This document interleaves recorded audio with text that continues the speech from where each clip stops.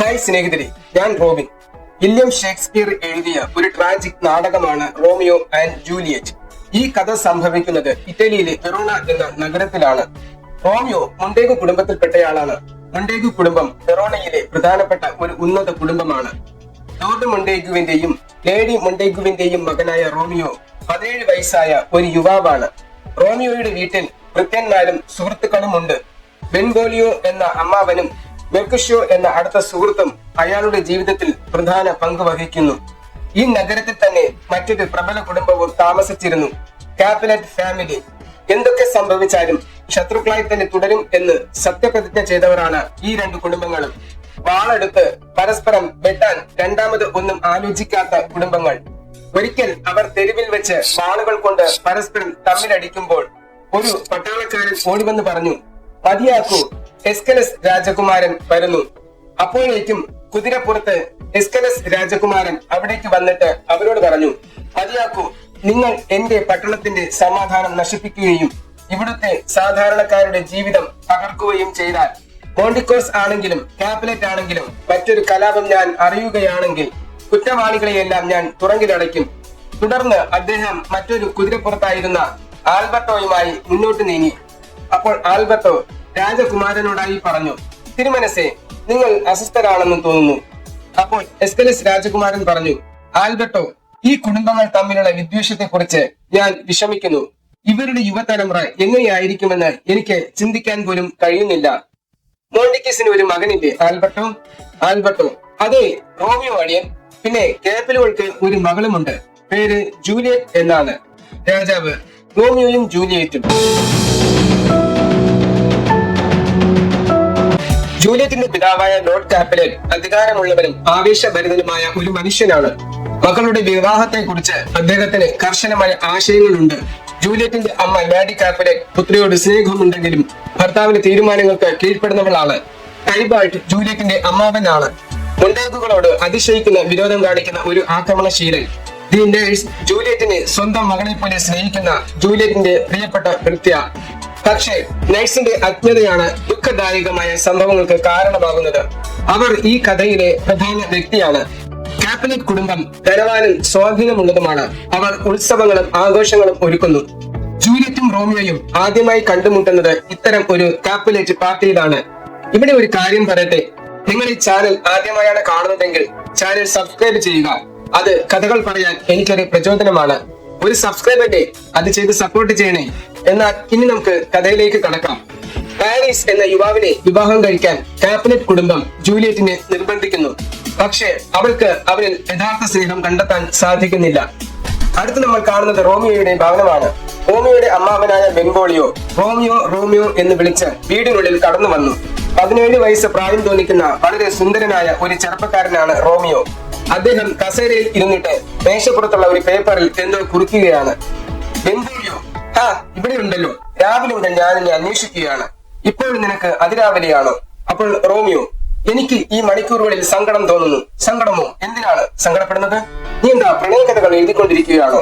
നിനക്കാരോടെങ്കിലും ഇഷ്ടമുണ്ടോ? അവർക്കൊരു പേര് കാണുമല്ലോ, ഉറപ്പാ. റോമിയോ, റോസ്ലിൻ. അവൾക്ക് ഇഷ്ടമല്ല, അവൾ മറ്റൊരാളെ വിവാഹം കഴിക്കുമെന്ന് എനിക്ക് തോന്നുന്നുണ്ട്. നമുക്ക് ആരെയും നമ്മളെ സ്നേഹിക്കാൻ നിർബന്ധിക്കാൻ പറ്റില്ലല്ലോ. അമ്മാവൻ പറഞ്ഞു, റോസ്ലിന് നിന്റെ സ്നേഹം മനസ്സിലാകുന്നില്ല എങ്കിൽ അത് അവളുടെ നഷ്ടം തന്നെയാണ് റോമിയോ. നിങ്ങൾ അവളെ മറന്നേക്കൂ. റോമിയോ അദ്ദേഹത്തോട് ചോദിച്ചു, എങ്ങനെ ബെൻവോളിയോ ഞാൻ അവളെ മറക്കും? എന്നോട് പറയൂ. അദ്ദേഹം ചോദിച്ചു, ആ സന്യാസി എവിടെ? പ്രാർത്ഥനാ മുറിയിൽ കാണും. ശേഷം അവർ രണ്ടുപേരും പുരോഹിതന്റെ അടുത്തേക്ക് പോകുന്നു. അപ്പോഴേക്കും പുരോഹിതൻ പ്രാർത്ഥന കഴിഞ്ഞ് മുറിയുടെ പുറത്തേക്ക് വരും. തന്നെ കാത്തു നിൽക്കുന്നവരെ കണ്ട പുരോഹിതൻ, ഗുഡ് മോർണിംഗ്, മനോഹരമായ പ്രഭാതം അല്ലേ റോമിയോ? അത്രയ്ക്ക് മനോഹരമൊന്നുമല്ല. അത് പുരോഹിതന് തമാശയായി തോന്നി. അദ്ദേഹം തിരിച്ചു പറഞ്ഞു, എന്തു പറ്റി? നിങ്ങൾ രണ്ടുപേരെയും പോലെ ഈ പ്രഭാതവും ചെറുപ്പമാണല്ലോ. നിങ്ങൾ അനുവദിച്ചാൽ മാത്രമേ സമയം എല്ലാ മുറിവുകളെയും സുഖപ്പെടുത്തൂ. സമയത്തിനൊപ്പം നീങ്ങാൻ പഠിക്കുക എന്നും പറഞ്ഞ് പുരോഹിതൻ അവിടെയും കടന്നുപോയി. നമുക്കിനി കാപ്പിലറ്റ് കുടുംബത്തിലേക്ക് വരാം. അവിടെ അവർ വലിയൊരു പാർട്ടി നടത്താൻ തീരുമാനിച്ചു. കാപ്പിലറ്റ് കുടുംബത്തിന്റെ ബംഗ്ലാവിൽ കാപ്പിലറ്റ് നിലക്കണ്ണാടിയുടെ മുന്നിൽ നിന്ന് തന്റെ സ്വന്തം രൂപം നോക്കി സ്വയം മന്ത്രിച്ചു. സാമ്പത്തിക പ്രശസ്തി, നിലവാരം, കുടുംബ ചരിത്രം, നിലപാട് ഇവയെല്ലാം സംരക്ഷിക്കപ്പെടണമെന്ന് ഞാൻ പ്രാർത്ഥിക്കുന്നു. അപ്പോൾ അവിടെ കടന്നു വന്ന ആളോടായി മേശപ്പുറത്തുണ്ടായിരുന്ന ക്ഷണക്കത്തുകൾ എടുത്തു നൽകിക്കൊണ്ട് കാപ്പിലറ്റ് പറഞ്ഞു, പട്ടണത്തിലെ എല്ലാ പേരെയും പ്രത്യേക പ്രത്യേകം ക്ഷണിക്കാൻ ഞാൻ ആഗ്രഹിക്കുന്നു. എല്ലാ ക്ഷണങ്ങളുടെയും ലിസ്റ്റ് ഇതാ, എല്ലാവരെയും ഏൽപ്പിക്കുക. പാരീസ് ഉണ്ടെന്ന് എല്ലായിടത്തും അറിയിക്കണം. ജൂലിയറ്റിനെ വിവാഹം കഴിക്കാൻ പോകുന്നത് അവനാണ്. അതിനാൽ നമ്മുടെ കുടുംബത്തിന്റെ പേര് അഭിമാനം കൊള്ളും. അങ്ങനെ കത്തുകളുമായി ആളുകളെ പാർട്ടിക്ക് ക്ഷണിക്കാനായി അവൻ പോയി. ഒരുപാട് ആളുകൾ സഞ്ചരിക്കുന്ന പട്ടണത്തിൽ തെരുവിലൂടെ റോമിയോയും കൂട്ടുകാരൻ ബെൻബോളിയോയും നടന്നു വരുന്നത് കണ്ട അമ്മാവനായ മെർക്കുഷ്യോ അവരുടെ ഒപ്പം ചേർന്നു. എന്നിട്ട് അവരോടായി പറഞ്ഞു, ഹലോ ബോയ്സ്, മനോഹരമായ ദിവസമല്ലേ? ഇപ്പോഴും റോസലിനെ കുറിച്ച് ചിന്തിക്കുകയാണോ നിങ്ങൾ? എന്റെ റോമിയോ, ഭൂമിയിലെ ഏറ്റവും മനോഹരമായ വികാരമാണ് സ്നേഹം. അത് നിനക്കുണ്ടെങ്കിൽ ദുഃഖം എന്താണെന്ന് പോലും നീ അറിയില്ല. അങ്ങനെ സംസാരിച്ചു പോകുമ്പോൾ ഒരു പയ്യൻ വന്ന് അവരോട് ഒരു ലിസ്റ്റ് കാണിച്ചിട്ട് ചോദിച്ചു, ഈ ലിസ്റ്റ് ഒന്ന് നോക്കാമോ? അവർ ഈ ലിസ്റ്റ് വായിക്കുമ്പോൾ മോണ്ടിക്കീസ് കുടുംബത്തിന് പേരൊഴിച്ച് അവിടെയുള്ള എല്ലാ പ്രശസ്ത കുടുംബങ്ങളുടെയും പേര് അതിൽ ഉണ്ടാവും. വായിച്ചതിനു ശേഷം ആ പയ്യൻ അവരോട് പറയും, നിങ്ങൾ മോണ്ടിക്കീസ് അല്ലെങ്കിൽ നിങ്ങൾക്കും വരാമെന്ന് പറഞ്ഞ് അവൻ തിരിച്ചുപോയി.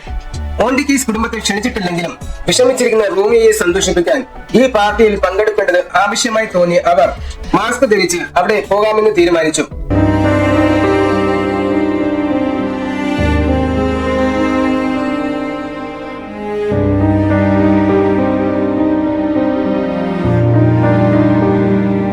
അങ്ങനെ പാർട്ടി തുടങ്ങി. മാസ്ക് ധരിച്ച് പാർട്ടി ഹാളിലെത്തിയ അവർ റോമിയോയോട് പറഞ്ഞു, നീ പോയി നിന്നോടൊപ്പം ഡാൻസ് കളിക്കാൻ ഒരാളെ കണ്ടെത്തൂ. ഞങ്ങൾ വീഞ്ഞ് എവിടെയുണ്ടെന്ന് നോക്കട്ടെ. അവനെ വിട്ട് അവർ രണ്ടുപേരും ഹാളിന്റെ മറുവശത്തേക്ക് നീങ്ങും. ആ പാർട്ടിയിൽ വെച്ചുള്ള നൃത്തത്തിന്റെ ഇടയിൽ റോമിയോ ജൂലിയറ്റിനെ കണ്ടുമുട്ടുന്നു. യാദൃച്ഛികമായി അവർ ഒരുമിച്ച് ഡാൻസ് കളിക്കാൻ ഇടവരുന്നു. റോസലിനോടുള്ള പ്രണയ നൈരാശ്യവും ജൂലിയറ്റിന്റെ സൗന്ദര്യവും അവന്റെ ചിന്തകളെ പ്രണയവിവശനാക്കി. അവിടെ വെച്ച് റോമിയോ ജൂലിയറ്റിനോട്, എന്റെ ഹൃദയമിടിപ്പ് നിന്നു പോയതുപോലെ അതോ മറന്നു പോയതുപോലെയോ? ജൂലിയറ്റ് തിരിച്ചു പറഞ്ഞു, ഹൃദയമിടിപ്പ് നിന്നു പോയാൽ നിങ്ങൾ മരിച്ചു പോയിരിക്കാമല്ലോ റോമിയോ. ഒരാൾക്ക് ഇത്രയും സുന്ദരിയാകാൻ സാധിക്കുമോ? എനിക്ക് വിശ്വസിക്കാൻ സാധിക്കുന്നില്ല. നിങ്ങൾ ആരാണ്? ഞാനൊരു തീർത്ഥാടകനാണ്. അങ്ങനെ അവിടെ വെച്ച് റോമിയോയും ജൂലിയറ്റും കൂടുതലായി അടുത്തു. ഈ സമയം ജൂലിയറ്റ് അവനെ കാണാനുള്ള ആകാംക്ഷയിൽ റോമിയോയുടെ മാസ്ക് ഊരിമാറ്റി. അപ്പോഴേക്കും ജൂലിയറ്റിന്റെ ഉറ്റത്തോഴിയും സുഹൃത്തുമായ നേഴ്സ് വന്ന് പറഞ്ഞു, നിങ്ങളുടെ അമ്മ ലേഡി കാപ്പിലേറ്റ് നിങ്ങളെ തിരയുന്നു. അപ്പോഴാണ് റോമിയോയ്ക്ക് താൻ കണ്ടു പ്രണയിച്ചത് ഒരു കാപ്പിലേറ്റ് ആണെന്ന് മനസ്സിലായത്. കൂടാതെ മാസ്ക് ഇല്ലാത്ത റോമിയോയെ അവളുടെ അമ്മാവനായ ടിബാൾട്ട് കാണുവാൻ ഇടയായി. ടിബാൾട്ട് തങ്ങളുടെ ഏറ്റവും വലിയ ശത്രുവായിട്ടാണ് മോണ്ടിക്കീസ് കുടുംബത്തെ കാണുന്നത് എന്ന് പറഞ്ഞുവല്ലോ. ടിബാൾട്ട് റോമിയോയെ തിരിച്ചറിഞ്ഞത് കണ്ട മെർക്കുഷ്യോയും ബെൻബോളിയോയും അവനെയും കൊണ്ട് അവിടെ നിന്നും രക്ഷപ്പെട്ടു. അപ്പോഴേക്കും ജൂലിയറ്റിന് അവർ ആരാണെന്ന് അറിയാനുള്ള ആകാംക്ഷയായി. അവന് വേണ്ടി അവളുടെ ഹൃദയം ഇതാണ് യഥാർത്ഥ സ്നേഹം. പെട്ടെന്ന് അവള് അടുത്തുണ്ടായിരുന്ന നഴ്സിനോട് പറഞ്ഞു, അവൻ ആരാണെന്ന് അറിഞ്ഞു വരൂ. നഴ്സ് തിരികെ വന്ന് പറഞ്ഞു, ടിബാൾട്ട് എന്നോട് പറഞ്ഞു ആ സംസ്കാരമില്ലാത്ത ആൺകുട്ടി ഒരു മോണ്ടിക്യൂ ആണെന്ന്. അവന്റെ പേര് റോമിയോ. അത് കേട്ട ജൂലിയറ്റ് വളരെ സങ്കടത്തിലായി. അവള് പറഞ്ഞു, എന്റെ ഒരേ ഒരു വെറുപ്പിൽ നിന്നും എന്റെ ഒരേ ഒരു സ്നേഹം ഉടലെടുത്തു. ഇപ്പോൾ ഏറെ വൈകിയിരിക്കുന്നു. എന്റെ ഹൃദയമിടിപ്പ് എനിക്ക് അനുഭവിക്കാൻ കഴിയില്ല. ഞാൻ എന്തു ചെയ്യും? എന്റെ ഹൃദയം ഈ വീട് വിട്ടു പോയി. അവൻ വിഷമാവസ്ഥയിലായി. അതേസമയം റോമിയോയുടെ കൂടെയുള്ളവർ അവനെ ശാസിച്ചു, നീ എന്തിനാണ് കാപ്ലേറ്റ് പെണ്ണുമായി ഡാൻസ് കളിച്ചത്? നീ ഞങ്ങളെ കൊലയ്ക്ക് കൊടുത്തേനെ. അപ്പോൾ റോമിയോ, എനിക്കൊന്നും മനസ്സിലായില്ല. ഞാൻ യഥാർത്ഥ സ്നേഹം എന്താണെന്ന് ഇന്നറിഞ്ഞു എന്ന് പറഞ്ഞു നടന്നു. അവർ ചോദിച്ചു, നീ എങ്ങോട്ട് പോകുന്നു? ഞാൻ എന്റെ ഹൃദയം തുറന്ന് സംസാരിക്കാൻ. അവൻ മുന്നോട്ട് പോയിക്കൊണ്ടേയിരുന്നു. അവർ പരസ്പരം പറഞ്ഞു, അവന് ഭ്രാന്താണ്, പ്രണയത്തിലാണ് അവൻ, എന്തൊക്കെ ചെയ്യുമെന്ന് അവന് തന്നെ അറിഞ്ഞുകൂടാ, നമുക്ക് പോകാം. റോമിയോയെ കാര്യമാക്കാതെ അവർ തിരിച്ചുപോയി. പക്ഷേ റോമിയോ പോയത് ജൂലിയറ്റിനെ കാണാനായിരുന്നു. ആരെയും കാണാതെ അവൻ കാപ്ലേറ്റ് കുടുംബത്തിന്റെ വീടിനുള്ളിൽ പ്രവേശിച്ചു. അവിടെ അവൻ ജൂലിയറ്റിനെ കാണാൻ ഒളിച്ചിരുന്നു. അവൾ റോമിയോ പോയ വിഷമത്തിൽ വളരെ ദുഃഖത്തിലായിരുന്നു.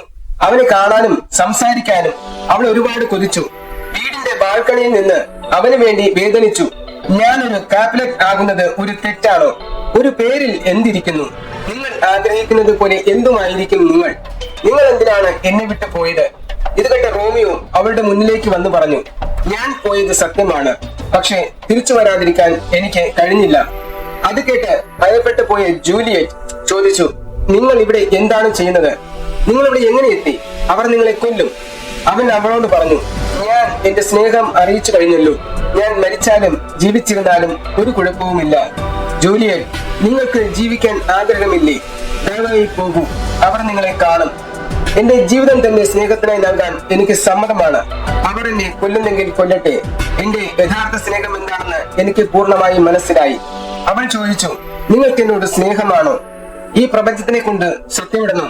അവൾ, അങ്ങനെ ചെയ്യരുത്. നിങ്ങൾ മനോഹരമായും സത്യമായും എന്നെ സ്നേഹിക്കുന്നു എന്ന് പറയുക റോമിയോ. ഞാൻ വിശ്വസിക്കുന്നു. ഞങ്ങളുടെ കുടുംബങ്ങൾ സത്യപ്രതിജ്ഞ ചെയ്ത ശത്രുക്കളാണ്. അത് അറിഞ്ഞതിലൂടെ നിങ്ങൾ പറയുന്ന എല്ലാ വാക്കുകളും വിശ്വസിക്കാൻ ഞാൻ തിരഞ്ഞെടുക്കും. ഞാൻ നിന്നെ വിശ്വസിക്കുന്നു. എന്റെ സന്തോഷം ഞാൻ കണ്ടെത്തുന്നത് ഇവിടെയാണ്. ജൂലിയറ്റ്, ഞാൻ ഈ ലോകത്തിലെ എന്തിനേക്കാളും നിന്നെ സ്നേഹിക്കുന്നു. സംഭാഷണത്തിനൊടുവിൽ പരസ്പരം പിരിയാൻ കഴിയില്ല എന്ന് മനസ്സിലാക്കിയ അവർ അവസാനം ഒരു തീരുമാനത്തിലെത്തി. വിവാഹം കഴിക്കാം. റോമിയോ വിളിക്കുന്ന എവിടെ വേണമെങ്കിലും വന്ന് വിവാഹം കഴിക്കാൻ തയ്യാറാണെന്ന് ജൂലിയറ്റ് വാക്കുകൊടുത്തു. അങ്ങനെ തന്നെ ഒരു മകനെ പോലെ കാണുന്ന പുരോഹിതന്റെ അടുത്തേക്ക് റോമിയോ എത്തി. നടന്ന കാര്യങ്ങൾ പറഞ്ഞു.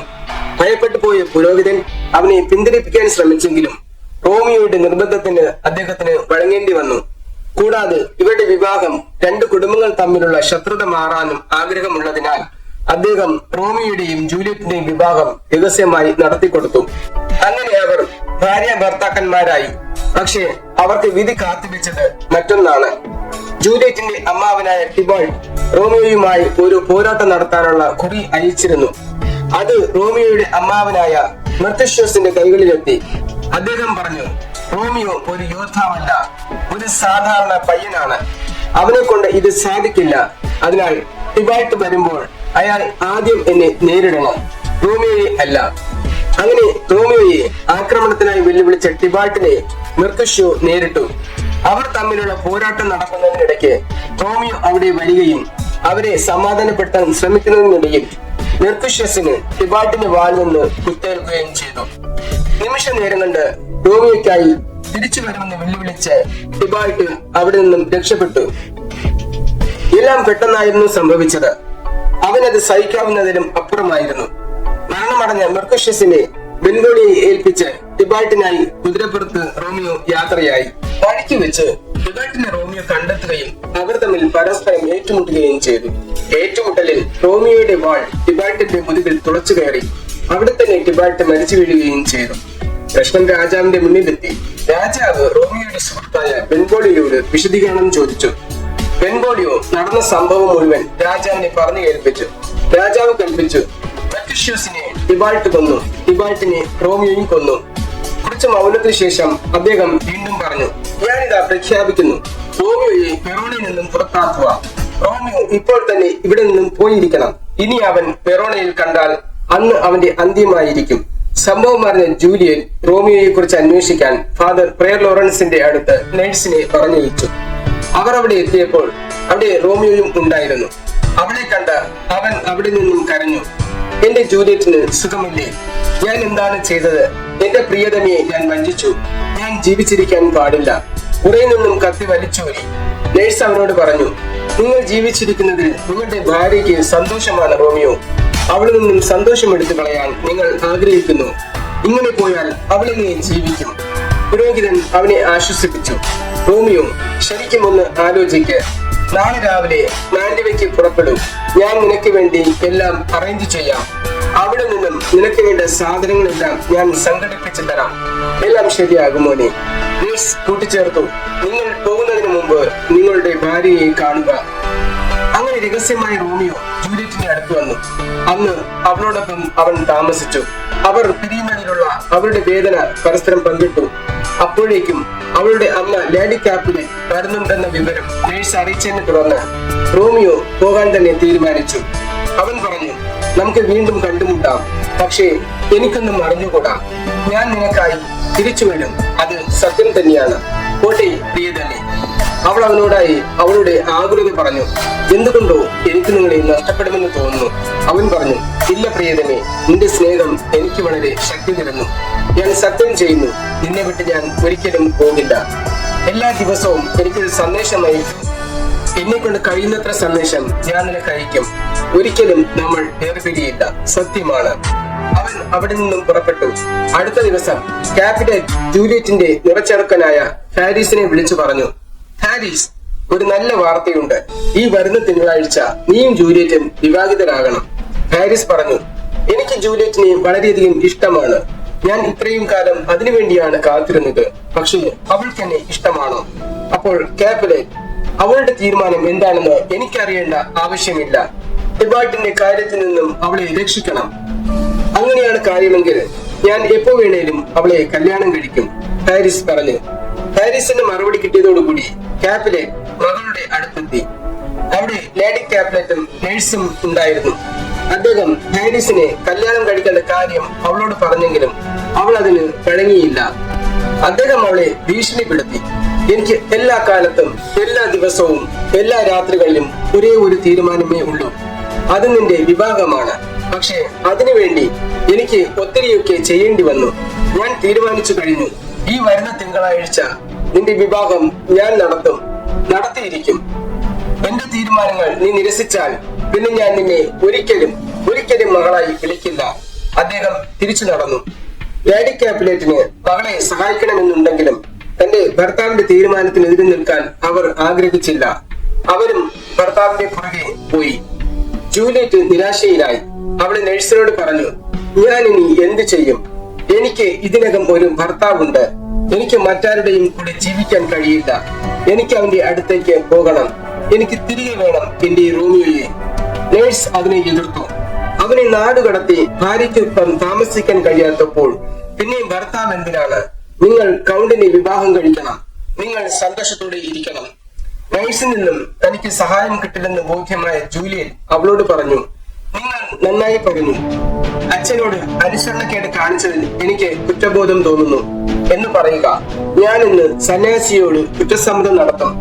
നേഴ്സ്, മോളെ, നീ ശരിയായ കാര്യം ചെയ്യുമെന്ന് എനിക്കറിയാം എന്നും പറഞ്ഞ് അവർ പോയി. നമ്മുടെ ഈ വീഡിയോ ലൈക്ക് ചെയ്യാൻ മറക്കല്ലേ. വീഡിയോയെ കുറിച്ചുള്ള നിങ്ങളുടെ അഭിപ്രായവും കമന്റ് ചെയ്യണേ. അങ്ങനെ ജൂലിയറ്റ് സന്യാസിയെ സമീപിച്ചു പറഞ്ഞു, എന്റെ ഭർത്താവ് നാടുകടത്തപ്പെട്ടു. ഞാൻ മറ്റൊരു പുരുഷനെ വിവാഹം കഴിക്കാൻ നിർബന്ധിതയായി. ഇതൊക്കെ നിങ്ങൾ ആഗ്രഹിക്കുന്നുണ്ടോ? മരിക്കാൻ ഞാൻ ആഗ്രഹിക്കുന്നു. റോമിയോ ഇല്ലാത്തതിനാൽ അത് ചെയ്യാനും എനിക്ക് സാധിക്കുന്നില്ല. നിങ്ങൾ എന്നെ സഹായിച്ചില്ലെങ്കിൽ ഞാൻ തീർച്ചയായും മരിക്കും. ഞാൻ വാഗ്ദാനം ചെയ്യുന്നു, എന്റെ പ്രിയതമൻ ഇല്ലാത്ത ജീവിതത്തെക്കാൾ മരണം നല്ലതാണ്. പ്രയർ ലോറൻസ് പറഞ്ഞു, എനിക്ക് മറ്റൊരു മാർഗമില്ല. നീയും റോമിയോയും എനിക്ക് ഒരുപോലെയാണ്. എന്റെ മക്കൾ വിഷമിക്കുന്നത് കാണാൻ എനിക്ക് പറ്റുന്നില്ല. എന്തെങ്കിലും ഒരു വഴി ഉണ്ടാകും, നോക്കട്ടെ. സന്യാസി അവളോട് ഒരു പ്ലാൻ പറഞ്ഞു. ഞാൻ നിനക്ക് ഒരു പ്രത്യേക വിഷം നൽകും. അതൊരു പ്രത്യേക പൂവിൽ നിന്നും ഉണ്ടാക്കിയതാണ്. അത് കുടിച്ചാൽ ഒരു ദിവസത്തേക്ക് നിന്റെ പൾസ് നിർത്തിവെക്കും. നീ മരിച്ചുവെന്ന് കരുതി അവർ നിന്നെ കുഴിച്ചിടും. അന്ന് ഞാൻ റോമിയോയെ അയക്കും. അന്ന് എല്ലാം ശരിയാകുന്ന ദിവസമായിരിക്കും. അന്ന് നിങ്ങളുടെ ദിവസം സന്തോഷമേകിയതും ആഹ്ലാദമേകിയതും ആയിരിക്കും. പക്ഷേ റോമിയോ സമയത്തിന് തിരിച്ചെത്തിയില്ലെങ്കിൽ നീ മരണപ്പെടും. ജൂലിയറ്റിന് അത് സമ്മതമായിരുന്നു. റോമിയോയെ കാണാനുള്ള ഏകമാർഗം മരണമാണെങ്കിൽ ഞാൻ തയ്യാറാണ്. സന്യാസി തുടർന്നു, മറ്റന്നാളാണ് നിന്റെ കല്യാണം. റോമിയോയുടെ അടുത്തേക്ക് ഞാൻ ഒരു സന്ദേശം അയക്കും. അത് വളരെയധികം ദൂരമുള്ള യാത്രയാണ്. ഇന്ന് രാത്രി നിന്റെ നേഴ്സ് അറിയാതെ ഈ വിഷം നീ കുടിക്കണം. അദ്ദേഹം വിഷം നീട്ടി. ഒന്നും സംഭവിക്കില്ല. ദൈവം നിങ്ങളെ അനുഗ്രഹിക്കും. വിഷവുമായി അവൾ തന്റെ പിതാവിന്റെ അടുത്തെത്തി. എന്നിട്ട് പറഞ്ഞു, ഞാൻ പിതാവിനോട് ക്ഷമ ചോദിക്കുന്നു. കൗണ്ട് പാരിസിനെ വിവാഹം കഴിക്കാൻ ഞാൻ തയ്യാറാണ്. അത് കേട്ട് പിതാവ് അഭിമാനം കൊണ്ടു. മുറിയിലെത്തിയ അവൾ കല്യാണം ദിവസം റോമിയോയുമൊത്തുള്ള സന്തോഷകരമായ ജീവിതം മനസ്സിൽ ഓർത്തു. ആ വിഷം കഴിച്ചു. കുറച്ചു കഴിഞ്ഞ് നേഴ്സ് വന്ന് കുറെ വിളിച്ചു നോക്കിയെങ്കിലും പൾസ് ഇല്ലെന്നറിഞ്ഞു ഞെട്ടിപ്പോയി. മരിച്ചുവെന്ന് കരുതി ജൂലിയറ്റിനെ അടക്കം ചെയ്യാനായി കൊണ്ടുപോകുന്നത് സുഹൃത്ത് ബെൻവോളിയോ കാണുകയും ആ സന്ദേശം റോമിയോയുടെ ചെവിയിൽ എത്തിക്കുകയും ചെയ്തു. രണ്ട് കണ്ണുകൊണ്ടും കണ്ടതാണെന്ന് ആവർത്തിച്ചു പറഞ്ഞപ്പോൾ റോമിയോയ്ക്ക് വിശ്വസിക്കാതെ വേറെ വഴിയില്ല. അവനും മരിക്കാനായി വിഷം വാങ്ങി. അതുമായി ജൂലിയറ്റിനെ കാണാൻ പുറപ്പെട്ടു. പക്ഷേ ഈ സമയമാണ് സന്യാസിയുടെ അടുത്തേക്ക് മേയർ ജോൺ തിരിച്ചെത്തി അറിയിച്ചത്. എന്നോട് ക്ഷമിക്കണം, ഞാൻ വഴിയിൽ സുഖമില്ലാതെ കിടന്നു. എനിക്ക് സന്ദേശം എത്തിക്കാൻ കഴിഞ്ഞില്ല. അങ്ങനെ സന്യാസിയും ജൂലിയറ്റും തമ്മിലുള്ള പ്ലാൻ റോമിയോ അറിഞ്ഞിരുന്നില്ല. അതിനാലാണ് റോമിയോ വിഷവും വാങ്ങി പോയത്. അങ്ങനെ അവൻ ജൂലിയറ്റിന്റെ ശവകുടീരത്തിൽ എത്തി. തന്റെ പ്രിയതമ മരിച്ചു കിടക്കുന്ന രംഗം അവന്റെ ഹൃദയത്തെ വല്ലാതെ തകർത്തു. അവൻ അവിടെ ഇരുന്ന് കരഞ്ഞു. എന്നിട്ട് അവൻ പറഞ്ഞു, ഞാനും എന്റെ സ്നേഹത്തിനായി മരിക്കാൻ പോവുകയാണ്. ഞാൻ ഇനി ജീവിച്ചിരിക്കാൻ പാടില്ല. ഞാൻ പറഞ്ഞത് നിനക്ക് ഓർമ്മയില്ലേ? അടുത്ത പ്രാവശ്യം നമ്മൾ കണ്ടുമുട്ടുമ്പോൾ ഒരിക്കലും വേർപിരിയാൻ പാടില്ല. ഇത് ലോകത്തിലെ ഏറ്റവും കഠിനമായ വിഷമാണ്. നമ്മൾ ഇത് ഒന്നിക്കും. അപ്പോൾ തന്നെ ആ വിഷമെടുത്ത് അവൻ കുടിച്ചു. അവൾ കണ്ണു തുറന്ന് നോക്കിയപ്പോൾ അവൾ കണ്ടത് റോമിയോയെ ആണ്. എഴുന്നേറ്റ അവളെ കണ്ട് അവൻ അതിശയിച്ചു. ഓ, ഞാൻ സ്വർഗത്തിൽ എത്തിയോ? ഞാനിത് കുറച്ചു മുമ്പ് കുടിക്കണമായിരുന്നു. അവൾക്ക് അതൊന്നും മനസ്സിലായില്ല. അപ്പോഴേക്കും റോമിയോ നിരത്ത് വീണിരുന്നു. അടുത്തുണ്ടായിരുന്ന വിഷക്കുപ്പി കണ്ട് അവൾക്ക് മനസ്സിലായി അവൻ താൻ മരിച്ചെന്ന് കരുതി അവനും മരിക്കാനായി വിഷം കഴിച്ചതാണെന്ന്. അവൾ പറഞ്ഞു, എനിക്ക് വേണ്ടി ഒരു തുള്ളി വിഷം പോലും വയ്ക്കാതെയാണോ പോയത്? നിങ്ങളുടെ ചുണ്ടുകളിൽ അതുണ്ട്. കാത്തിരിക്കൂ എന്റെ പ്രിയതമേ, ഈ അവസാന ചുംബനവുമായി ഞാൻ നിങ്ങളുടെ അടുക്കൽ വരുന്നു. പിന്നെ അവൾ കത്തിയെടുത്തു സ്വയം കുത്തി അവന്റെ അടുത്ത് തന്നെ മരിച്ചു വീണു. അങ്ങനെ പരസ്പര സ്നേഹത്തിനായി തങ്ങളുടെ ജീവൻ തന്നെ ഹോമിച്ചവർ. റോമിയോയുടെയും ജൂലിയറ്റിന്റെയും മരണം അവരുടെ കുടുംബങ്ങളെ ഒന്നിക്കാൻ പ്രേരിപ്പിച്ചു. അവർ പറഞ്ഞു, ഇത് ഒരു സാധാരണ ദിവസമല്ല, രണ്ട് സ്നേഹിക്കുന്ന ജന്മങ്ങൾ അവരുടെ ജീവനൊടുക്കിയ ദിവസമാണെന്ന്. അവർ രണ്ടുപേരുടെയും കളങ്കമില്ലാത്ത സ്നേഹത്തിന് മുന്നിൽ നമുക്ക് കുമ്പിടാം. റോമിയോയുടെയും ജൂലിയറ്റിന്റെയും കഥ കൊറോണ നഗരം മാത്രമല്ല, ലോകം മുഴുവൻ അറിയപ്പെടും. വീഡിയോ മുഴുവനായി കണ്ട നിങ്ങളുടെ സ്നേഹത്തിന് നന്ദി. വീഡിയോയെ കുറിച്ചുള്ള നിങ്ങളുടെ അഭിപ്രായം കമന്റ് ചെയ്യണേ. വീഡിയോക്ക് ലൈക്ക് ചെയ്യാനും സബ്സ്ക്രൈബ് ചെയ്യാനും മറക്കല്ലേ. നന്ദി, നമസ്കാരം.